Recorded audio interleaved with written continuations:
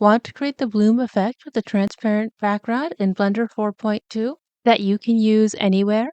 I'll show you how. Open up Blender. For once, you're going to use the default cube.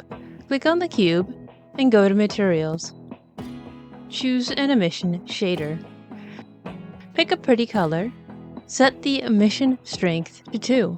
Now go to the Shading workspace. Go to World. Set the strength of the background to 0. Now go to the Compositing workspace. Check Use Nodes. Add a Viewer node. Add a Glare node between the Rendered Layers and Composite node. Set the Glare node to Bloom. Hook up the image output of the Glare node to the Viewer image input. Let's hit Render to see where we are so far.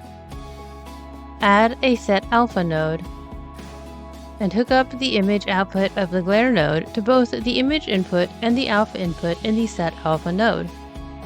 Now set the mode of the Set Alpha node to Apply Mask.